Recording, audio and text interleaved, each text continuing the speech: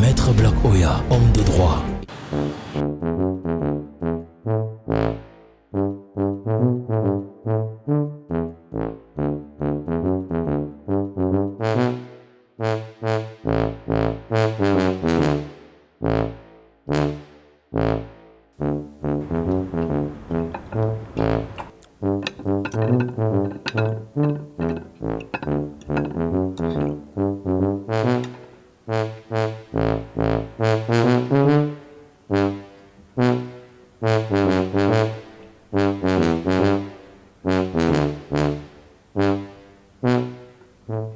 Oh, Maître Black Oya, comment vous allez?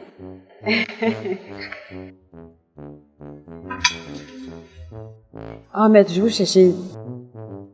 Me chercher où? Mais dans votre bureau, ça fait 2 semaines que je viens là et puis je vous trouve pas. Madame, vous ne savez pas qu'on est en ce moment en plein confinement? Coronavirus a imposé que chacun reste chez soi. On ne sort que quand c'est utile. Vous voulez que je vienne faire quoi au bureau? Il faut éviter les endroits bondés de monde. Vous savez bien que mon bureau remplit, ça désemplit. Je ne refuse pas, Maître, sincèrement.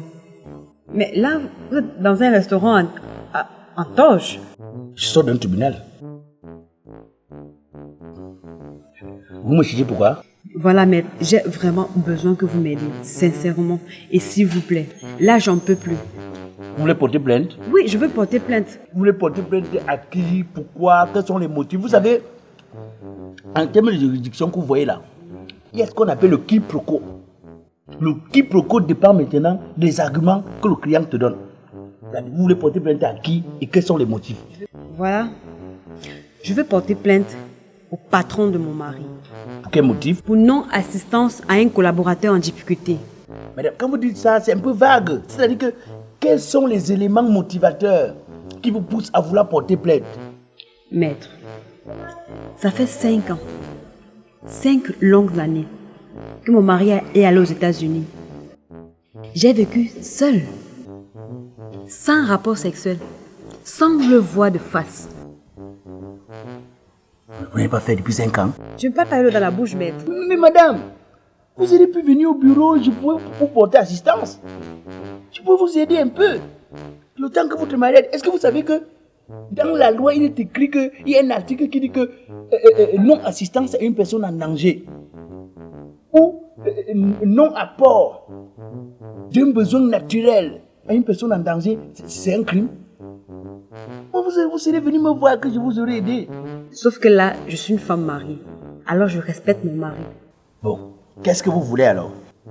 Maître, et l'année où mon mari décide de venir au Cameroun, on le met en quarantaine sur prétexte de corona. Et moi, qu'est-ce que je fais? Et quand j'appelle son boss, il me fait comprendre que non, il n'est responsable de rien, ça ne le regarde pas.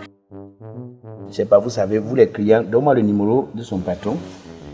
À préciser, le boss de mon mari, il vit aux États-Unis. Il est aux États-Unis? Oui. Non, moi je suis un avocat international. Quand j'appelle même, il ne prend pas le téléphone.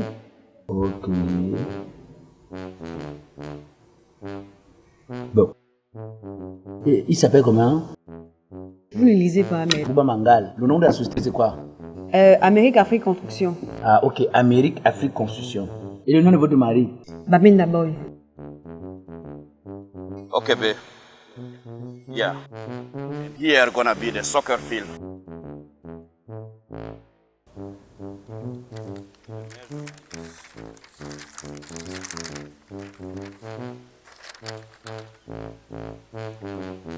Yeah, see here.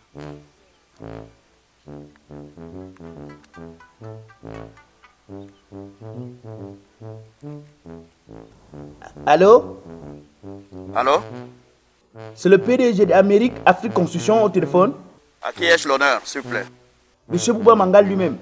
Oui, c'est bien Bouba Mangal. Voilà. Maître Black Oya en ligne. Avocat au barreau du monde. Mais je vous appelle là parce que j'ai une cliente devant moi qui est très fâchée et qui est venue porter plainte. Elle se plaint de ce que son mari est venu en congé au Cameroun. On l'a retenu, vous n'avez même pas appelé pour porter secours. Vous l'avez abandonné, vous appelle, vous ne réagissez pas. Mais non. Hein? Non, parce que nous on connaît vos systèmes là. Hein? Vous les patrons, on vous connaît.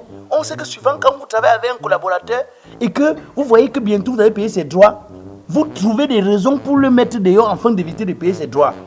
Je suis surpris par votre coup de fil et surtout à propos de ce que mon collaborateur est en train de vous dire, maître.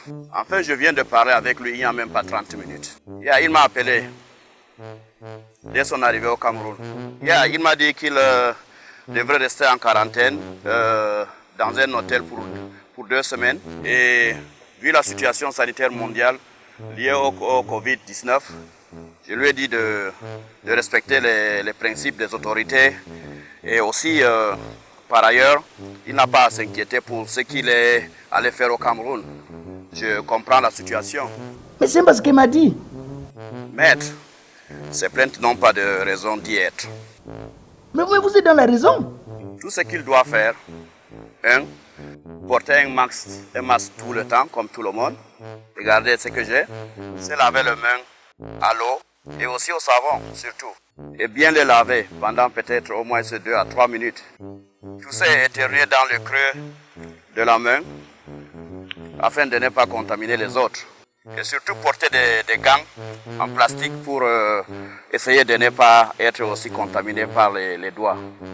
Ok, d'accord. Oui, maître.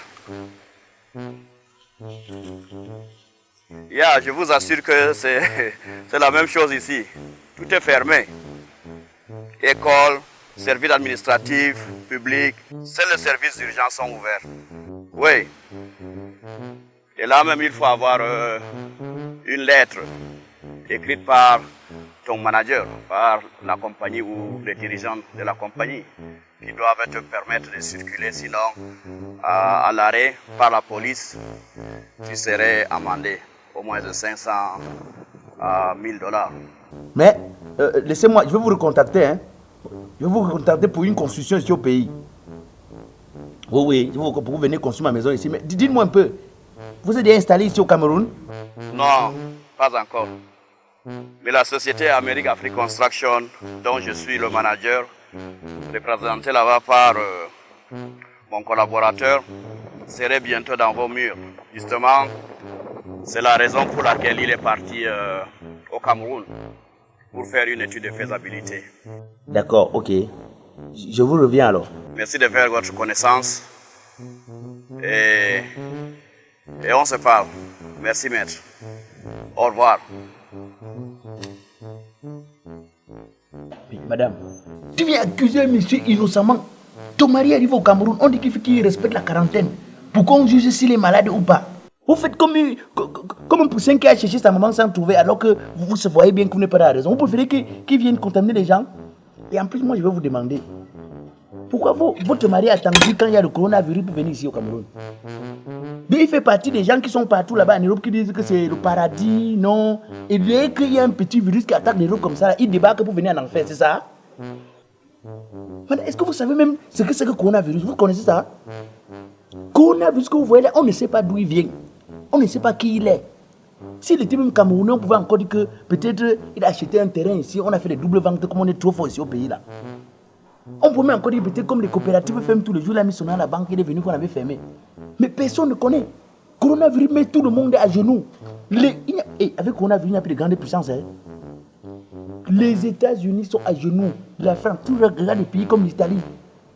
Quand vous avez des pays comme l'Italie qui pleurent pour coronavirus, qui ont tout en termes des hôpitaux et autres, si eux ils pleurent, imagine qu'on arrive ici, on laisse ça. Nous on sera où? On va dire que quoi? Vous venez ici porter plainte, vous vociférer, vous raconter des choses alors que vous n'êtes même pas dans la raison. Vous venez vous raconter, vous venez dire n'importe quoi sur un monsieur noble comme ça. Vous aurez préféré qu'il fasse sa corruption dans cette situation? Il va construire ta maison gratuitement, n'est-ce pas? Ce n'est pas de ça qu'il s'agit. Ah bon? Donc vous ne connaissez pas quelqu'un? Et du coup, vous voyez comment il est poli, vous voyez comment il est honnête, vous voyez comment il ne dérange pas, vous voyez comment il est innocent. Vous le connaissez où? Je n'ai pas besoin de le connaître. Quand vous écoutez un homme honnête, vous savez que c'est un homme honnête. Vous parlez du corona, pourtant vous-même vous n'êtes pas différent du corona. Madame, écoutez, vous êtes en train de me déranger. Hein. Vous avez me trouver, ça c'est trouble d'appétit. Je peux vous poursuivre pour ça. Vous êtes venu ici me trouver en train de manger, donc je ne suis pas au cabinet. Oubliez-moi. C'est bien, continuez. Malhonnête que vous soyez. Ce qui est bien avec Corona, C'est que Corona est venu montrer aux gens comme ça là, qui sont des gonfles comme ça là, ils gonflent comme le tapioca, ils font le malin d'or. Que rien ne dépend de personne, tout dépend de la nature. Si la nature dit que stop, ça met stop. La preuve, est-ce que ça connaît l'âge de quelqu'un? Est-ce que ça veut savoir si tu es ministre, tu es président, tu es pour te ramasser? Non, zéro faute. Tu as des gens comme ça là qui sont là, même les pays les plus puissants, qui ont même ce qu'on appelle l'arme nucléaire, ça a attaqué. Donc on ne connaît plus grandes nations, petites nations avec Corona. Chacun marche au pas. Tu as vu même des Benskinu ici dehors, que chaque fois, dès que tu montes sur la moto, souvent en sautant chez lui-même, il n'a pas nettoyé la bouche. Il lâche les commentaires, c'est toi qui souffres derrière avec les odeurs. Maintenant, les cache-nez, ça fait que quand il ouvre sa bouche, c'est sa narine qui reçoit. Lui-même, il comprend la souffrance que nous on avait. Et puis, avec Corona maintenant, tu as plus besoin de dire à quelqu'un lave les mains. Hein. Lui-même qui est conscient qu'il fait laver les mains. Et là, il vient faire.